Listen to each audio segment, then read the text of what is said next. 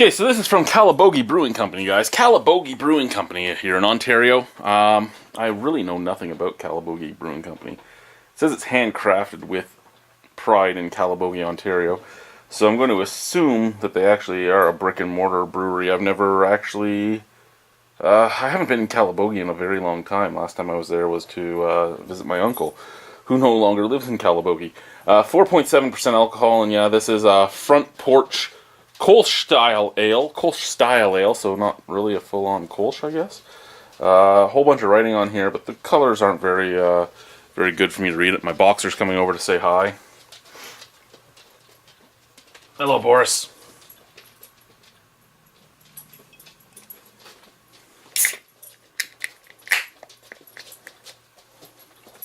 What you doing, Boris?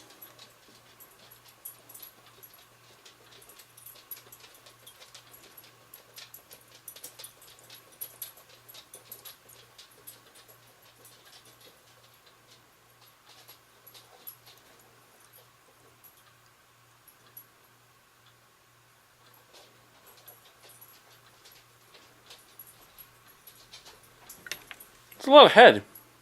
It's a lot of head.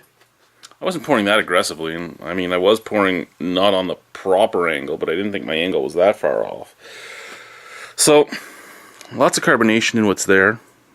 Straw gold, lots of bright white head, lots of snap, crackle, pop. Like, lots of snap, crackle, pop. The head is fading rather quickly, though, and I mean, the beer is rising rather quickly, so we should be able to get the rest of this in there soon. We have about 2/3 or so of the can in there. I'm fucking bloated today. I thought I was doing good with my eating and everything else, and I ate a lot of deep fried food today that I haven't eaten in a long time. And my God, do I feel bloated. Oh. Okay. So, let's give this a sniff test, shall we? Let's do it.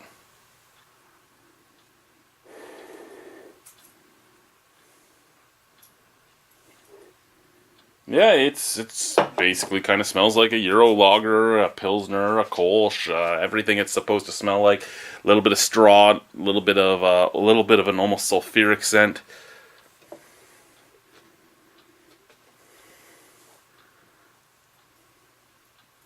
little bit of earthiness. It smells the part of a Kolsch. I mean, it really does. I can't say it doesn't. Front Porch Kolsch looks the part. Golden color, straw golden, very see-through, but with a tiny bit of haze. Beautiful bright white head, and it smells the part. Remembering that I don't refrigerate my beer, so this is going to show any flaws it has pretty damn easily. So let's hope it doesn't have any.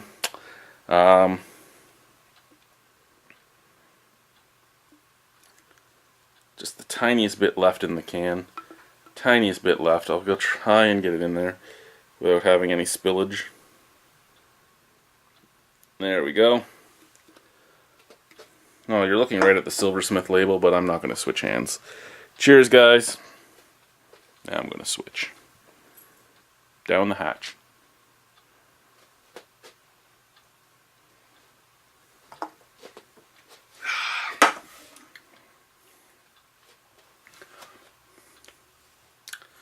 You know,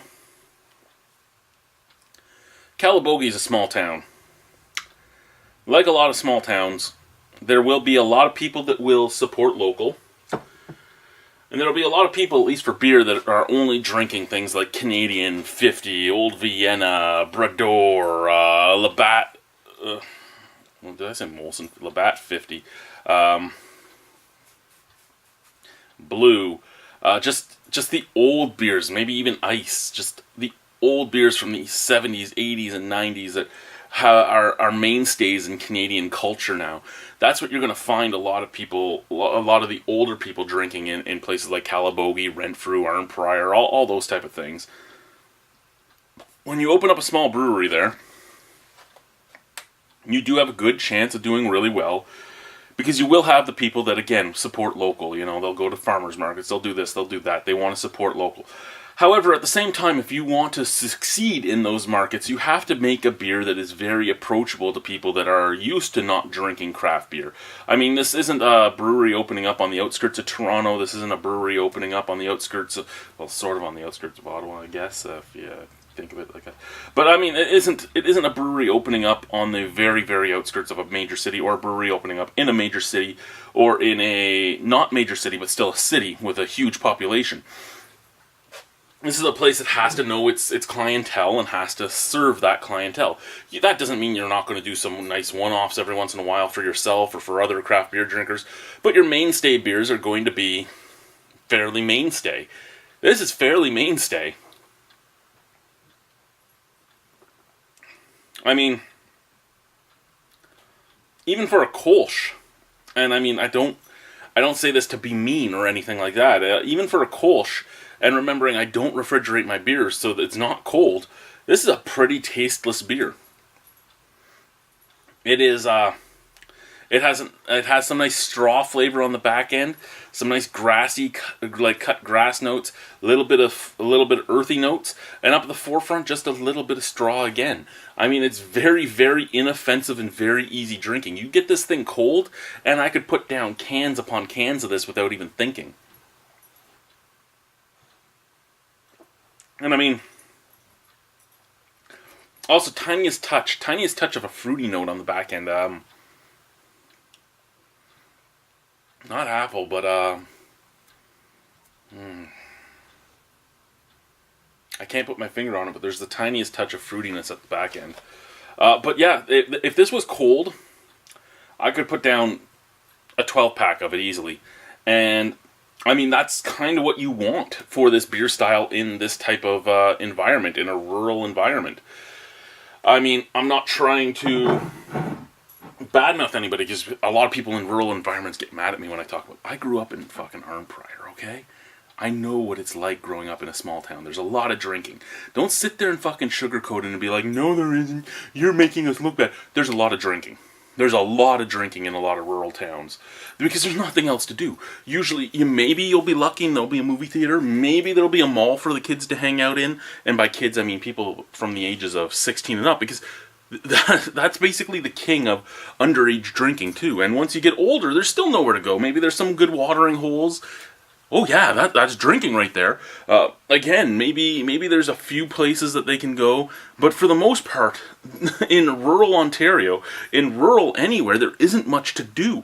So when you have a nice beer made locally, people will flock to that, and I think I could get behind this. I think I could drink this. Again, it's pretty much tasteless, and if you got this cold, it would be almost immensely tasteless.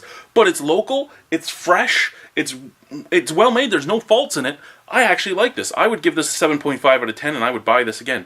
Thank you, guys. Bye-bye.